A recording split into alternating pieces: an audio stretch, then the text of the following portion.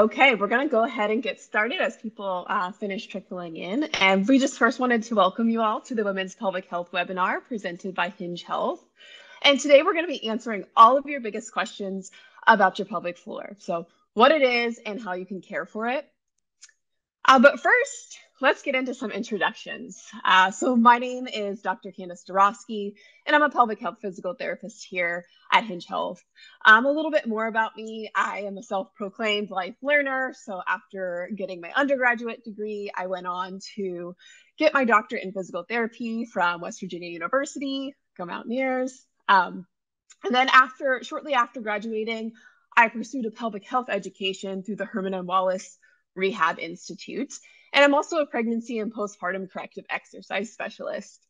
In many ways, I'm probably like some of you on the call here. So I'm a mom to a 3-year-old and a 1-year-old, and I'm also a dog mom to a very fluffy, large dog. And I'm a wife to my husband, who I affectionately refer to as my third toddler. Sorry if you're on the line today, honey. The other thing I feel really passionately about is doing just this, talking to people about pelvic health and raising awareness. And so that's why you can find me in publications like Yoga Journal or The Bump, but you could also probably find me on any given Saturday chatting with a stranger at the supermarket. But next, I wanted to give my pelvic PT partner in crime a minute to introduce herself. Thanks, Kandis. Hi, everybody. I'm Dr. Bijal Toprani. I'm also a pelvic health physical therapist here at Hinge Health. A little bit about my background. I grew up in Southern California and went to UCLA for undergrad. And then I earned my doctorate degree in physical therapy from A.T. Still University, which is in Mesa, Arizona. I've always been really passionate about helping people move better, helping people feel confident in their bodies. So that's why I have over 10 years of combined experience, both in the fitness industry, where I used to teach step aerobics and functional strength training classes, to present day, where I'm a doctor of physical therapy and have advanced training in pelvic health disorders, also through the Herman and Wallace Pelvic Rehab Institute. And I've also been featured in sub-publications regarding pelvic health, including Psychology Today and Women's World Magazine. I now live in New York City, and I'm absolutely obsessed with the city that I live in, and I am a pasta and pizza enthusiast. But me and Kandis just wanted to thank you sincerely for joining us today for this webinar. And we are going to go ahead and dive into our content for today. So what we are talking about are all things pelvic health. And in other words, we're kind of throwing this whole TMI phrase out the window, and we're really diving into some really important topics. That's right, Bijal. Nothing is off limits today, and that's really important for so many reasons. Did you know that so many people, women especially, experience symptoms of pelvic floor dysfunction for years without actually realizing that there are treatments like exercise therapy that can help them? And despite how common these issues are, there's still so many misconceptions about them, and even some really strong stigmas out there regarding women's pelvic health. So because of what Kandis just mentioned in regards to people just not really knowing that pelvic health symptoms are things that you can treat, many women just accept them. So they'll accept things like urinary incontinence, pelvic pain, pain with intercourse, just as a normal part of life. They'll think I'm getting older, so this is just a normal thing that happens, or I've had a couple of children, so it's okay. It's normal that when I sneeze, I leak a little bit of urine. And so they don't end up seeking care. And then the literature shows that when a woman does seek care, it's on average 6.5 years after her symptoms have begun. That's like having urinary incontinence that starts when you give birth to your child and not getting care for that incontinence till that baby is in first grade. So we wanted to really help that horrific gap in care, and Kandis is going to tell you how we're doing that. Wow, nothing gets me more fired up than hearing things like that. And it's what fuels us here at Hinge Health, and it's why we responded to this care gap by launching the country's first nationally accessible women's pelvic health program, which was designed, by the way, and developed by an all women's team here at our company, Hinge Health. And if you're familiar with our other programs, members are supported by a complete care team. And in this case, for pelvic health, that includes urogynecologists, board certified women's health coaches, and of course, pelvic floor physical therapists who are even able to support you next day with appointments, which is incredible. So with all of that in mind, we'll be covering the following topics during our webinar today. Firstly, what is pelvic health and what is the pelvic floor? The 5 functions of the pelvic floor muscles, common pelvic floor disorders, what is pelvic floor physical therapy, why you might want to see a pelvic floor physical therapist, as well as what to expect during a PT visit for your pelvic floor. And then lastly, we'll also cover the most common life phases in which pelvic floor disorders might arise. Kandis is going to go ahead and kick us off with that first agenda item. Awesome. Woo, let's get started. So before we get into it real deep, let's just touch on the most high level topic here. What exactly do we mean when we say pelvic health? And this is really a broad term that refers to the overall well-being of the pelvic region and the proper functioning of that area. So when we say pelvic region, what we mean is really the muscles, the ligaments, and the organs that are located within the pelvis. And what most people don't know is that maintaining good pelvic health is hugely important and critical for that overall health and wellness. And so let's have a little anatomy lesson also to dig a little deeper. We use the term pelvic floor, and what does that mean exactly? So if we want to advance the slides, I can show you a little bit more. So the pelvic floor is made up of layers of muscles, ligaments, and fascia. And actually got my pelvis here. So they stretch from the pubic bone in the front all the way to the tailbone in the back. And so we call it the pelvic floor because it sort of makes up the bottom of the floor of the bowl-shaped pelvis. And believe it or not, most of us go through life and we don't really even know these muscles are here, but they have some of the most important roles and functions in our body. So as Kandis mentioned, all of these elements work together to really support our body in about 5 ways. So we call this the 5 S's of pelvic floor function. The first is support. So as Kandis mentioned, if you think about where the pelvic floor is located, it's right at the base of that body or where your hips are. And so that really supports the organs that are above it. So your bladder, your uterus. Secondly, sphincteric, which simply means that your pelvic floor muscles contract and relax to empty your bladder and bowel when the time is right, or hold that in when you don't have access to a bathroom. So in other words, this is really the control that allows you to voluntarily decide when you're going to have a bowel movement or urinate. Third is sexual function. So your pelvic floor muscles are going to relax to make sex comfortable, and then they're going to contract during an orgasm. The fourth S is stability.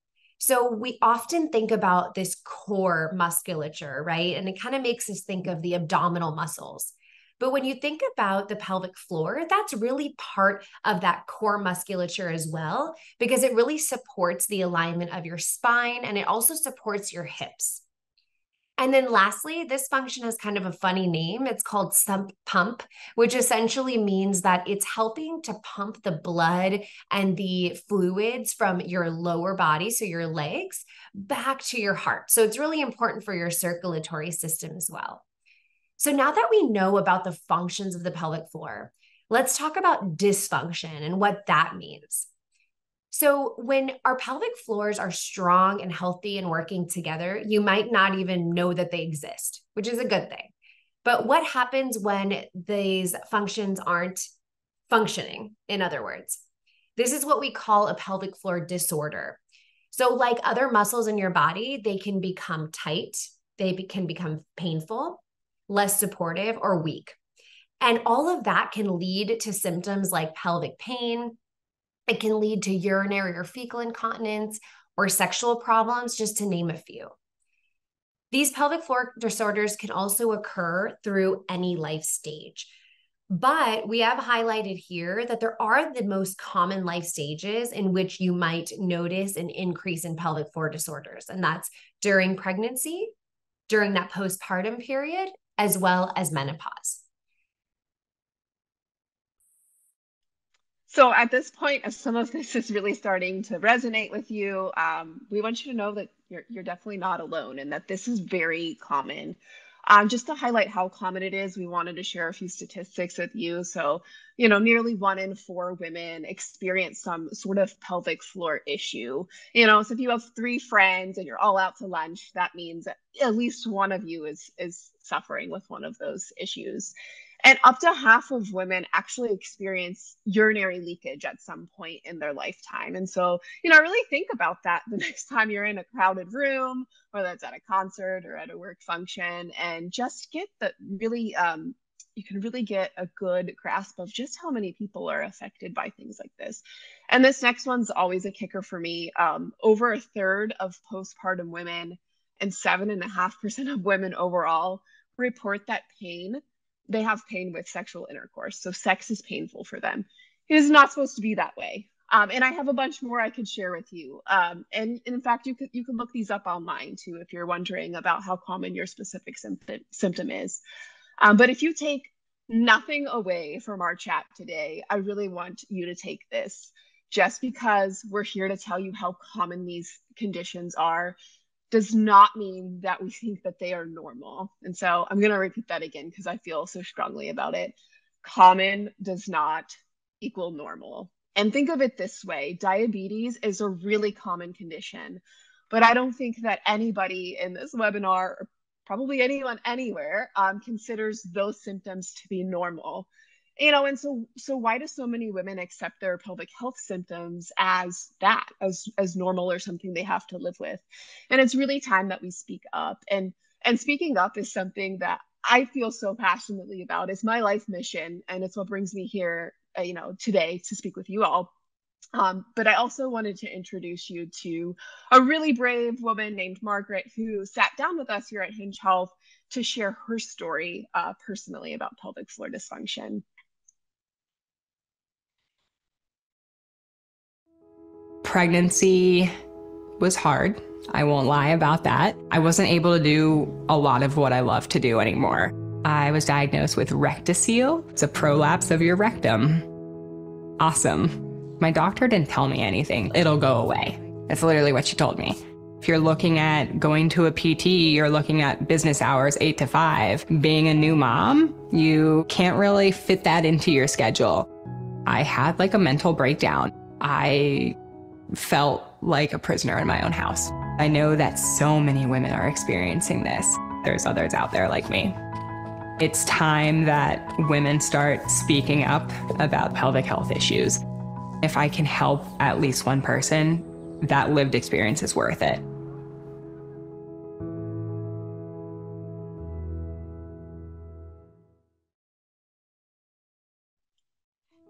Pregnancy. So Margaret's story is just so important for women to hear because we don't have to do this alone. And we want you to know that you don't have to suffer in silence either. And a really big piece of Margaret's story that you didn't hear was that she went to pelvic floor physical therapy. And so what exactly is that? Pelvic floor physical therapy is a specialized branch of physical therapy that focuses just on the muscles of the pelvic floor, but also how they function within the entire body. And it's really involves a holistic approach to treating these types of conditions. And so first and foremost, it always starts with education about pelvic anatomy and those muscles and how they function in your body. Many of us have never learned that. We learned a lot of things in health class, but we didn't learn this. And so it is our job as PTs to really sit you down and explain those things to you. It also can involve training and behavioral and lifestyle factors that can influence your symptoms. So think of things like stress management, sleep, or even looking at your bathroom habits and seeing how those could be contributing to your symptoms. And then the cornerstone of it all is really that movement and exercise therapy that targets not only just the muscles of the pelvic floor, so not just Kegels, in other words, but looking at how your pelvic floor muscles are functioning with all of the other muscles that are attached to them and during daily movements of life. And in some cases, it can also include manual or hands-on therapy, where that could involve an intravaginal exam with either internal or external massage and even biofeedback training. Great. So now that we kind of know what types of therapy, pelvic floor therapy really consists of, I wanted to go over some of the most common pelvic floor disorders. So one is urinary incontinence. So that means, leaking urine if you cough or you sneeze or you jump, anytime that you're involuntarily leaking urine. Then there's pelvic pain. That could be pain during just day-to-day activities. It could be pain during intercourse, upon insertion, or even with deep penetration. Then there's pelvic organ prolapse. That can often feel like a heaviness in the base of your pelvic floor. And then next we have constipation and bowel dysfunction. So, this is something that pelvic floor physical therapists really want to help people treat. A lot of times constipation is something that people just, again, think is kind of normal, but that can actually put a lot of strain on your pelvic floor when you're bearing down and you're trying to pass some of your stool that might be really uncomfortable and really hard to do so. So we work with patients all the time to work on lifestyle and diet changes that can really help that constipation. And then we have pelvic floor muscle tightness or weakness.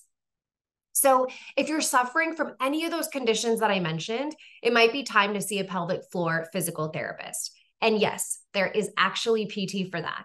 So for example, if you think about you breaking your ankle, God forbid, you'll go to physical therapy. You want to make sure that your ankle's healing properly, that it's fully functioning, that you have mobility down there. Now, think about if you're leaking urine when you sneeze, or you're having chronic pelvic pain or pain with sex, you can go to physical therapy to address all those pelvic floor symptoms. And we're going to focus on those same things: improving function, decreasing pain, making sure your mobility is there, your strength is there. So pelvic health PTs really have the time and the ability to provide that holistic care that's unique to each individual, where we're really going to take what symptom you're dealing with and your history in mind. So if you're not really sure what to expect, first and foremost, we want to make you as comfortable as possible.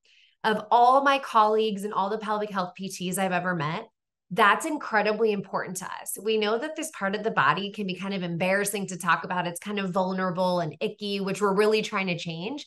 But we want you to feel comfortable when you're seeing a pelvic floor physical therapist. And the role of the pelvic health PT might mean a couple of different things. We might start with doing a detailed interview. We want to know what your symptoms are. We want to know about your medical history. And then we want to observe your movement. We'll see you do some functional movements. And then we'll also potentially assess breathing patterns. There's a really big link between proper optimal breathing patterns and the impact it can have on your pelvic floor. We'll also look at a lot of lifestyle factors, things like dietary habits and stress levels. And then we're also going to evaluate the entire musculoskeletal system. We know that 2 out of 3 women that have pelvic floor symptoms also have pain in their hips or pain in their low back. So we'd be amiss if we were only looking at the pelvic floor. And then we're also going to look at the strength of your pelvic floor, your coordination. Can you contract when you want to contract? Can you relax when you want to relax? And then also endurance. So next, Kandis will go over how you would know if you even needed to see one of us. Yeah, so at this point, we've talked about a lot, and you might be starting to wonder, is this for me? Should I see a pelvic floor physical therapist? And we would argue that if you can answer yes to any of the questions you see on the screen, that you're a great candidate. So if you're sitting here and you're thinking, well, yeah, I have leakage, but it's only sometimes, it's not normal ever. So I think that would be a good reason to go seek out a pelvic floor physical therapist. If you're thinking, yeah, actually, wow, I didn't know that pooping was like a problem that a lot of people had and that people could get treatment for it. Of course, we got you. we would love to see you for that. So anything, whether it's sometimes sort of thing or an all the time sort of thing, never hesitate to seek out a pelvic floor physical therapist. We would love to talk with you, and it would be our honor to help you on that recovery journey. But we wanted to also empower you with, what do you look for in a pelvic floor physical therapist, and how do you find one? You can always start by talking with your primary care provider. I think this is really important, actually. Part of the reason I think that there is still such a stigma around this is because we don't talk about it a lot. And a lot of times I think we expect that our healthcare providers will just know all the questions to ask us. And they won't, right? And so feeling empowered and brave enough to kind of share that with your trusted healthcare provider is a really great start. They might have a specialized therapist that has training in pelvic floor physical therapy that they would love to refer you to. And if they don't, then you've just given them that opportunity to learn alongside with you. But you always want to make sure that you're looking for a physical therapist that has this type of specialized training. So you heard Bijal and I talk about the institute that we went to learn more about this. This is really important. And you also want to make sure that the person you're going to see has experience treating the condition that you have going on. And it's okay to call and ask these questions before you set up an appointment. I give you permission to do that. I think we just want to make sure that you're getting the most top-notch care that you can get.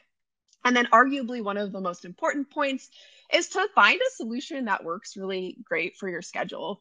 It's great if you find a really good physical therapist, but they're 2 hours away. In reality, it's not going to be very easy for you to get to appointments and to feel really committed to that. So make sure you're considering your everyday life and what's going to set you up for the most success.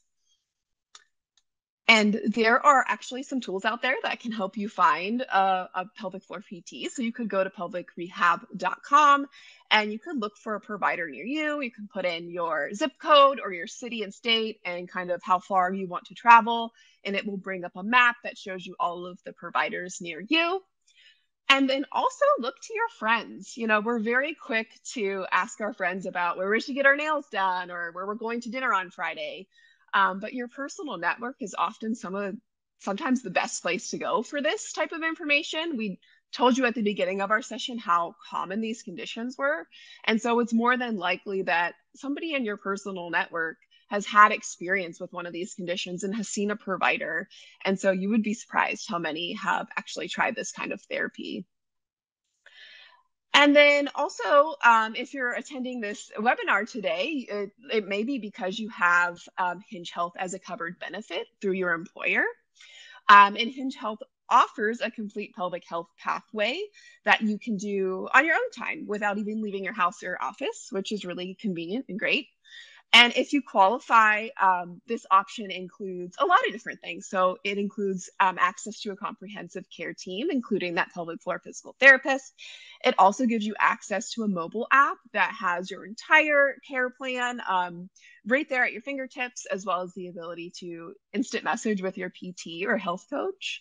And you're also going to receive tons of education about your condition, as well as technology to support you along the way. And it's really, really easy to sign up. So all you have to do to check to see if you're eligible is scan the QR code that you see here and get started with us. All right. So we have actually now reached our Q&A portion of our webinar. So as we answer some of these questions, I noticed many of you are using the chat feature, so I really appreciate that. We're going to go ahead and answer some of the questions that we got during the registration process, and then we'll dive into as many as we can that we received in the chat as well. So one of the first questions that we got was, how does Hinge Health interact with our health insurance? And is this going to have any impact on putting your insurance at risk or us contacting those providers? So this benefit is fully provided by your employee. So you don't have to worry about copays or any things you would kind of worry about with the traditional insurance-based experience. We also won't contact any of your providers that you see in person without first talking to you. So we'll only contact those if it's pertinent to your medical history or something that comes up while we are treating you. Kandis is actually going to dive into the next question that we received. I love this question so much. So the question is, hey, we're seeing a lot of things on social media lately, advertising like different types of products for these types of issues that claim to help with strengthening. And do we agree with those claims? And if so, is there a specific device that we would recommend? And so I think this is really a great question to bring up because it's real, right? When we get on social media, there's tons of pelvic floor physical therapists out there. They have tons of great advice. Sometimes it's not great advice. And so that's why we would always point you towards really getting that individualized care, seeing a pelvic floor physical therapist for yourself so that you can get that specific medical advice. But as far as devices go, there is a time and a place for a device that helps with strengthening. It's always best if you're able to really learn with your own muscles and strengthen in the absence of a device, right? And we would say that for any part of the body, right? Really learning the movement for yourself and internalizing it and getting that brain body connection on your own is the best. But there's going to be some times that's really hard for people, right? And if that seems to be something that is occurring for you, specifically biofeedback devices can be really helpful because what they do is they give your brain a little extra boost, right? So it can kind of give you the confidence to know, am I contracting the right muscles? And give you that guidance that you might need along the way. Here at Hinge Health, we actually partner with PeriFit, which is a pelvic floor training device that specifically is for those who need strengthening of the pelvic floor. And that is going to be available for our members next year. And so we're really excited to be offering that for those that make sense. I definitely want to call out that it doesn't make sense for some indications or some types of conditions. So if you think of something like pelvic pain, this is actually kind of a misconception. In a lot of cases, people think, well, I have pelvic pain, so maybe I need to be doing these Kegels. And actually, that's something that we would encourage you not to do. Think of it this way. If your bicep muscle was injured, we probably wouldn't have you do a bunch of bicep curls. We'd want to work on kind of stretching that muscle and relaxing it and then work on strengthening it. And the same sort of concept applies for certain pelvic health conditions. And so great question. I love this one. Bijal, do you want to take the next one? Sure, absolutely. So I struggle with frequent urination and lost libido. I'm wary of my bathroom trips and need relief. So feeling frequency with urination. So maybe you're not having actual weakness of the pelvic floor, but you're just kind of, we call it like the key in the hole phenomenon. When you get home to unlock your front door, you're kind of feeling like you're doing this dance and you can't really hold your urine in. That's something that we as pelvic health PTs can work with, retraining your actual schedule on how often you're urinating and really have an impact on reducing frequency. And in terms of the libido question, we also do work with people with types of sexual dysfunction due to pelvic floor musculature. And sometimes we can also impact a change in that depending on the treatment plan. We'll go ahead and dive into the next question. All right, so this is an awesome question too. What are the right questions to ask your doctor? So Kandis talked a bit about finding someone that really is familiar with pelvic health conditions. So perhaps you're talking to your urogynecologist or your primary care provider. They might not feel as comfortable being able to provide you a treatment plan for pelvic floor dysfunction, but perhaps they can guide you to find a pelvic health PT. So you can always ask them what their recommendation is. And it's also okay, and we encourage you to advocate for yourself. So if you're saying, hi, I'm leaking urine when I sneeze or when I cough, or I'm having a lot of pelvic pain, if a provider tells you something like, oh, it'll go away, or just try to relax, or tells you something that you don't feel like is really serving you, it's okay to change providers. It's also okay to go ahead and do some research on your own to find a provider that specializes in pelvic health or a pelvic health physical therapist. So we'll dive into the next one, which I'll have Kandis go ahead and take on. I'm also looking at the Q&A, Bijal. There's so many good questions popping up, so I'm excited that we have time to get by these.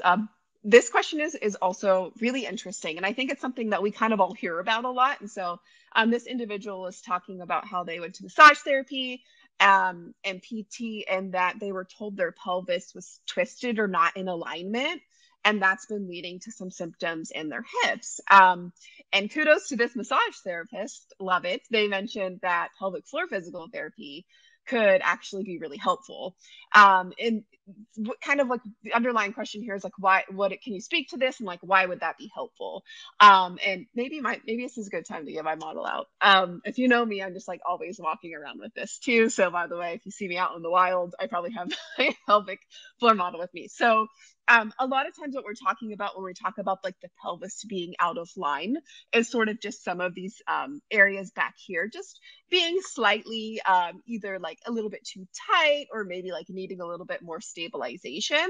And if you can kind of see in the inside of the pelvis, those pelvic floor muscles that we talked about earlier, they directly have a function in stabilizing this area. So the sacroiliac joint, kind of on the back, the lower back area, is the one that often people are checking to see if it's aligned.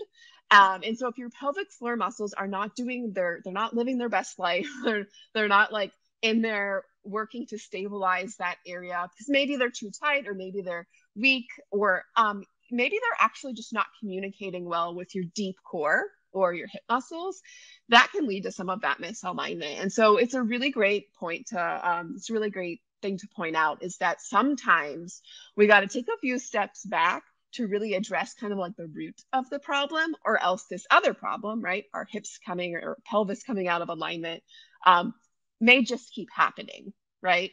So again, kudos to your massage therapist. We love it. And Bijal, do we have any more through here? Are we ready to go to the Q&A? I think we're ready to dive into the Q&A, and you can go ahead and take on. Okay, yes. Perfect. All right, so someone in the chat kind of mentioned that it can be embarrassing to open up about some of these things and speak with their doctor about it, and that they also experience back pain, and they don't want to open up to their doctor and everything just gets centered on their back pain. What kind of physical therapist do they need to see if they're having back pain, but also maybe one of the issues that we talked about today? And I would hugely advocate for seeing a pelvic floor physical therapist. It is incredibly common for those two things to occur together. So I think it's something like 70% of women or even more have like hip or back pain plus one of these things that we talked about. And that's just a true testament to how important these muscles are in the overall function of sort of movement within the body, right? So their role in kind of stabilizing that area. And often we refer to this sort of as like our core canister, right? So they work together with our deep abdominal muscles, our back muscles, our breathing muscles, and our hip muscles to provide stability throughout our whole torso. And so I would say that your best and most effective route is to see a pelvic floor physical therapist who can look at you as the whole person that you are and really kind of try and see how this pelvic floor issue relates to back pain and what is the most effective treatment plan to kind of just take care of all of it. So I love that question. Bijal, there was a great question in here about kind of like a groin pain. Did you want to take that one? Yeah, absolutely. So the question was, though groin pain is outside of the pelvis, is there any relation to a tight groin and pelvic floor issues? So as all clinicians say, everybody's different. But in general, we do know that sometimes tightness in the groin region or those hip adductor muscles can often cause even tightness up higher into that pelvic floor region. So it can actually be related where the tightness or the pain in the groin can have an impact on the pelvis. And as we talked about earlier on, when we talk about the pelvic floor, we talk about that stability function, right? So we know that the hip muscles, groin muscles, low back muscles are all kind of interrelated when it comes to pelvic floor issues. I'll go ahead and answer one more. I love this comment. Here's the comment. I think that the video gets at why women wait so long after giving birth. Age 6 is about when things started to slow down enough to schedule doctor's appointments again that don't take huge chunks, out of your schedule and caring for your family and kids. So I just wanted to point that out, that there's people in the audience here that really felt like, waiting until your child is 6 years old is when you actually felt you had a moment to breathe and maybe go to some of the appointments that you needed to go to take care of this part of your body. So we're really trying to change that by improving the access to pelvic health physical therapists and the ability to get care for this area without having to leave your home, without having to block out chunks of your time. So I really appreciate whoever shared that personal anecdote. Kandis? Yeah, I feel you. I have a 3-year-old and a newly turned 1-year-old, and like getting to an appointment is pretty much impossible. It's pretty much impossible. I work a full-time job, graciously at a place that allows us to prioritize that, and it's still hard, right? And so I love that you called that out, Bijal, that sometimes you just have to find the solution that works best for you and where you are in life. And kind of on the note of childbirth, I did want to touch on another question that we had in the chat around, does this only affect people who have given birth, or can it be like, can it affect other people? Can it happen naturally? Or is there a genetic component to pelvic issues? And yes, a lot of times you'll see the conversation kind of go towards childbirth. And I think that's just like the easiest way for us to understand how those muscles can get injured, right? Like you're either birthing a child and you kind of got to understand how the muscles get impacted by that, or you've had a C-section, which is also a huge abdominal surgery. But the truth is that it can happen outside of that, right? And we do see it happen a lot in populations that haven't had children. And we actually, Bijal and I, see a lot of people that are actually trying to conceive, right? And their problem is more related maybe to pelvic pain. And so it is absolutely can happen outside of childbirth. There's some research out there supporting some genetic components, but I think it's strongly more related to just kind of the balance of the muscles and how you're moving throughout the day.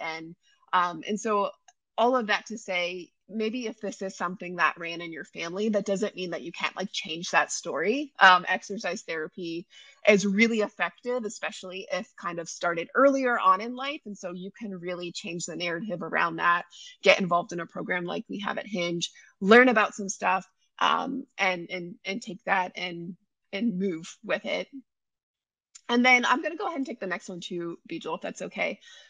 We're wondering in the chat, like how long you might start to see results after starting pelvic floor physical therapy. And this can vary widely. I think Bijal and I both have had the experience where like, it's like magic. We've seen somebody for like 1 or 2 visits and they're like coming back and they're like, oh my gosh, this is incredible. I feel better already. And so sometimes those lifestyle or behavioral changes, right? Where it's like, maybe you're tweaking a little something in your diet, or maybe you're changing your bladder habits a little bit, can make really huge differences. But largely, I think we expect, just as we would for any other muscle that is healing, that it might take around 6 weeks to start seeing some changes. Certainly, there are people that fall before or fall after that. But remember, folks, these are muscles, right? And so we wouldn't like expect our bicep or our quadricep muscle to like change overnight. But certainly I think there's so much power in education, and you'll start to feel different, right? Like you'll start to feel more confident, feel more empowered about the plan you have moving forward when you get in and you start reading the education we have and learning about your condition.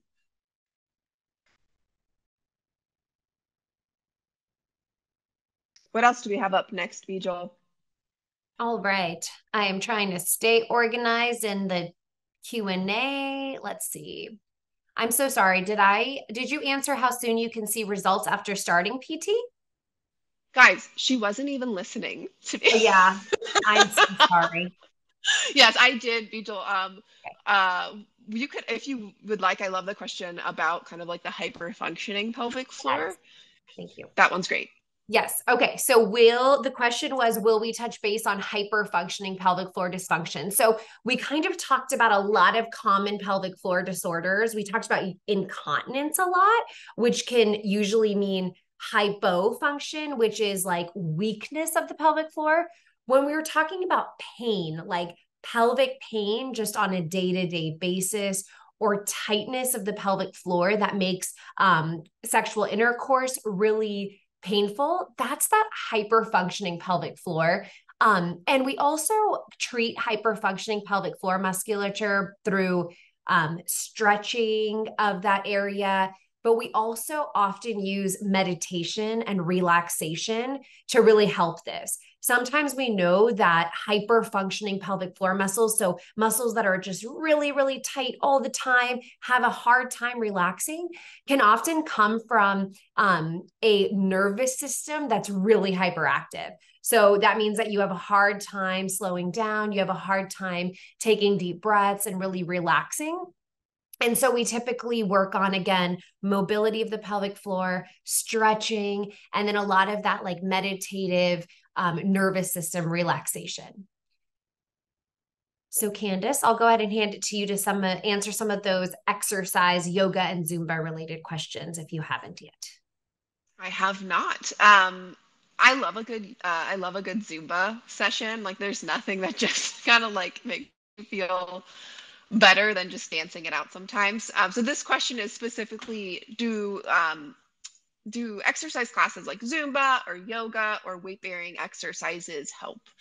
And I think that in general, any movement helps, right? So these muscles are not immune to the kind of like use it or lose it principle, right? And so the more inactive we are as humans, the weaker our muscles get, and that includes the pelvic floor muscles. Sometimes, however, when you have a pelvic floor issue, you need to kind of like take a step back and really nurture the pelvic floor and get it kind of like moving and working again in a way that it's able to support you during those activities. And so what we often hear from patients is they love to do something like Zumba, but they have leakage during it. And so it kind of makes them shy away. And so in those instances, if you're having some symptoms during those types of activities that you love, it could be beneficial to take a step back, focus in on the pelvic floor, see what it needs, whether it needs strengthening or relaxation, as Bijal just mentioned. But certainly things like yoga are incredible for tapping kind of into that brain-body connection, right? Sometimes it takes slowing down for just a second to realize where your pelvic floor is at and what it's doing. But at the end of the day, we would be remiss as physical therapists if we didn't tell you that any type of movement is better than nothing. And I also wanted to touch on a question about menopause. And I think this is really thoughtful. This question was, what concerns should you be watching for during menopause and when it comes to your pelvic floor health? And this is actually a time when the pelvic floor can be really impacted during this time frame. And so when we lose estrogen, our pelvic floor muscles, as well as the muscles throughout the rest of our body, can become weakened. And so this is a time when we actually do see symptoms like urinary incontinence really elevate. The other thing that is really common to happen in this time frame is that that decrease in estrogen can kind of change the vulvar tissues, or kind of the tissues around your genitalia.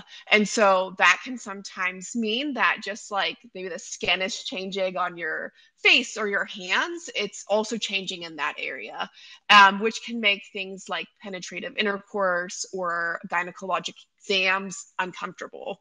And there are also treatments for that. And so being really proactive about your pelvic health as you approach that stage of life is the right way to go.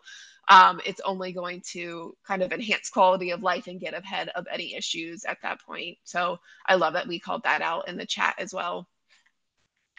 All right. And with that, we have come to the end of the Pelvic Health webinar.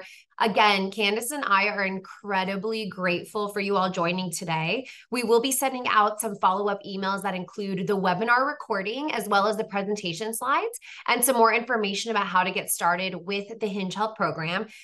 We really hope that you learned a thing or two about below the belt TMI issues. And more importantly, we hope that you walk away feeling incredibly empowered about the knowledge that you received, and know that, again, common is not normal. So thank you so much for tuning in, and have a great rest of the day. Thank you all.